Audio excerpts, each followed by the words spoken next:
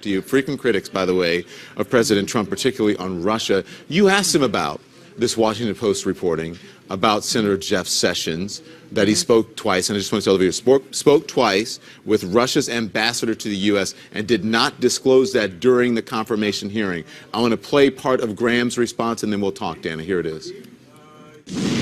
If there is something there, and it goes up the chain of investigation, it is clear to me that Jeff Sessions, who is my dear friend, cannot make this decision about Trump. So there may be nothing there, but if there's something there that the FBI believes is criminal in nature, then for sure you need a special prosecutor.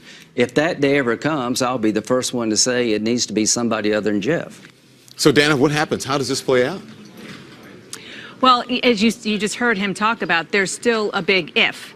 As far as we know, the Justice Department haven't gotten far enough to know that they have the there that would take it to that level that Senator Graham was talking about.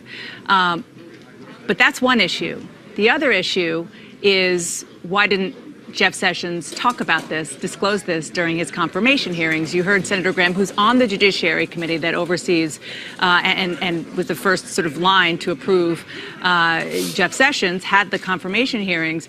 He didn't want to go there, understandably, because the story was just breaking as we were on the air and didn't know enough about it. But yeah, there's no question that it is open. I mean, if you kind of think about if the roles were reversed, if Jeff Sessions were still either the chairman of the Judiciary Committee, which he was, or the ranking Republican on the Judiciary Committee, which he was, what would he say about it? Exactly. And that's fair, because they didn't, the information was just coming out, so you can't expect them to know about it as you were. But Dana, my question is this going to, because, you know, Republicans on the Hill have been saying, well, I've heard that there's no there, and so it should not be investigated. But does this now increase those calls, those cries for an independent, a special prosecutor?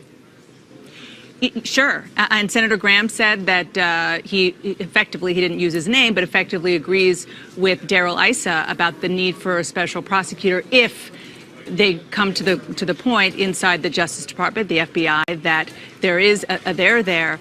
But I think separate from that, Don, there is no question, and Senators Lindsey Graham and John McCain made abundantly clear today that the investigation, they're going to make sure that the investigations on Capitol Hill, particularly within the Intelligence Committee, are robust. The House, you know, is its own beast, but in the Senate, the Intelligence Committee is stacked in such a way that you have Republicans. Senator McCain is what's called an ex officio member, so he can go on to the committee and be a part of the investigation, maybe even vote if he'd like to. But there are other sitting members, Senator Susan Collins, Senator Marco Rubio, and others. These are Republicans in the majority, party, making sure, they say, that this is going to be robust and be real. And when I say this, it is looking into not just what Russia did to try to meddle in U.S. elections, but also whether or not there were any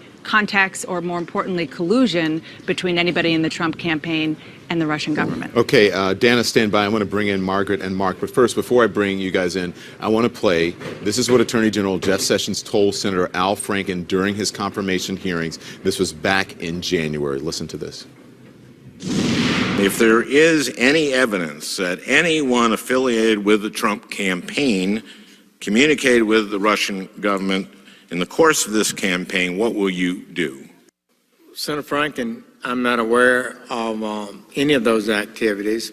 I have been called a surrogate at a time or two in that campaign, and I did not have communications with the Russians, and I'm unable to comment on it. Very well. Without divulging sensitive information, do you know about this or know what compromising personal and financial information the Russians claim to have? Senator Franken, allegations get made about candidates all the time, and they've been made about President-elect Trump lots of times. Most of them, virtually all of them, have been proven to be exaggerated or untrue.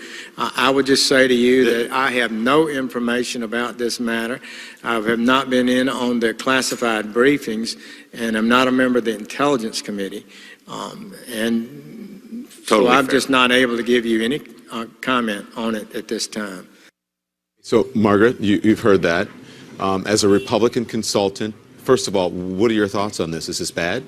Optically, it's terrible. I mean, what's so interesting is the story is just breaking. So if we're going to be really generous, and as a Republican, I like Jeff Sessions. I'm glad we have a Republican administration office.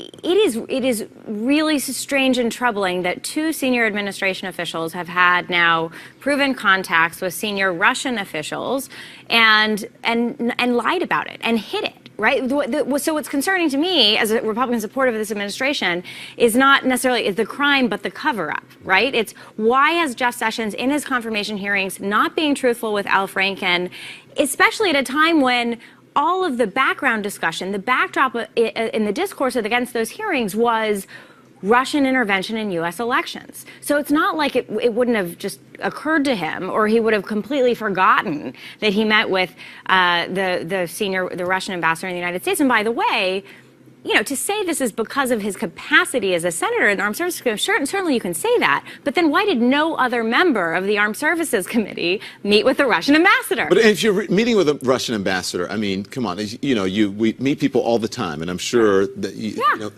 but if you meet an ambassador and someone who is a spy, whether you know they're a spy or not, or consider that, wouldn't you kind of remember? Well, that's not I mean, it's not. Look, we don't. Whether he's a spy or not, Jeff Sessions. If you meet with a senior Russian ambassador, wouldn't you senior remember? member of the. I believe it is very typical for him to meet with many ambassadors, many people all the time. But certainly, it's not like you're meeting with the UK ambassador, right? We have sanctions against Russia right now. We are in an escalating sort of 2.0 Cold War scenario with Russia right now. So meeting with Russia is, yes, Don, I think one would remember it. Mark Preston, so Dana says, and I think that the common wisdom is that the calls are going to increase for an independent investigation here, an investigative committee. So Jeff Sessions is going to be in on all of the information. He oversees the Justice Department and the FBI. Is it going to be incumbent upon him now to recuse himself from an investigation? I think Republicans would be smart to try to get him to recuse himself, only to protect themselves, because at some point they're going to have to step away from this and no longer be defending Jeff Sessions. Now, we don't know what was said, and the meetings could have been fine, and it was just, they could have been talking about anything, right? We don't know, and that's where the investigation has to go.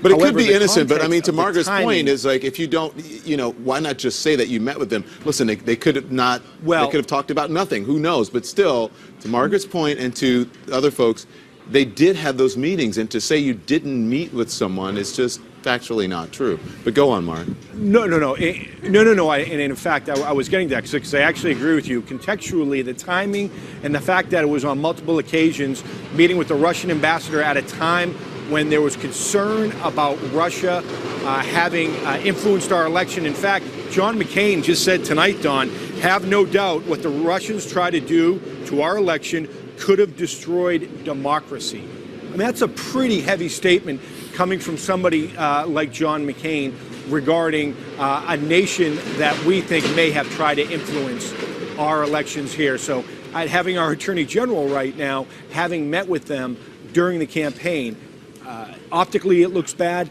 but I do think that Republicans at some point are going to have to try to push this off their plate and let the investigation go where it needs to go.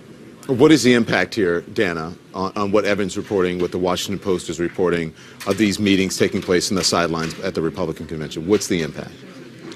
It's honestly, at this point, it looks like it has the potential to be a game changer in that it's going to be pretty hard to see how Jeff Sessions doesn't recuse himself at the very least. Special prosecutor is, potentially down the road.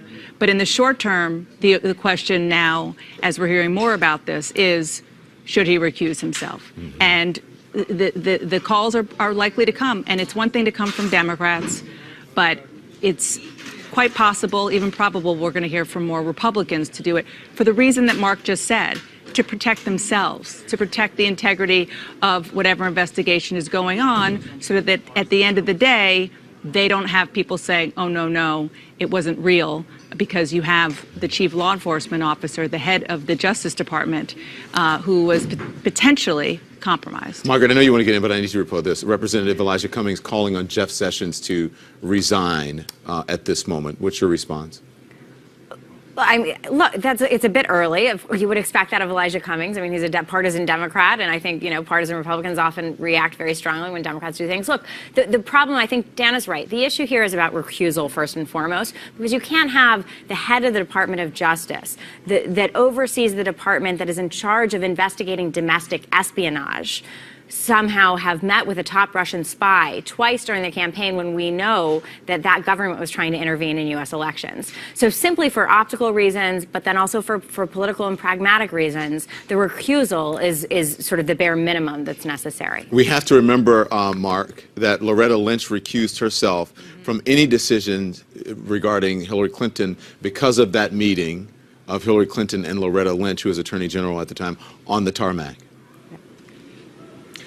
Absolutely. But, Don, there's a possibility that Donald Trump may go to Jeff Sessions, President Trump may go to Jeff Sessions and say, I want you to stay where you're at. You're not going to get pushed out. Let's not forget that one of Donald Trump's top aides was a top aide to Jeff Sessions. Somebody who is close by his side, somebody who is influencing his policies. So we may see that. So I'm not sure we're going to see something happen in the next 24, 48 hours. But we'll see if at some point the pressure gets so high that, in fact, Jeff Sessions has to. And can I just quickly, add Dan, because we'll come back, but quickly, do you? Okay, just really fast. Loretta Lynch, she did say that she wouldn't be involved in these decisions, but she didn't completely remove herself from the investigation, which could be an example of why they potentially need to do it differently this time. Yeah, I may have misspoken. I meant Bill Clinton on the tarmac. I'm not sure exactly. No, you're what I right. said. No, you were Bill absolutely Clinton, right. So listen, I thank you very much. Stand by, everyone. Again, our breaking news tonight is that we're reporting tonight that the Attorney General, Jeff Sessions, when he was still a senator and an advisor to the Trump campaign, had meetings with Russia's ambassador to the U.S. but did not disclose them during his confirmation hearing.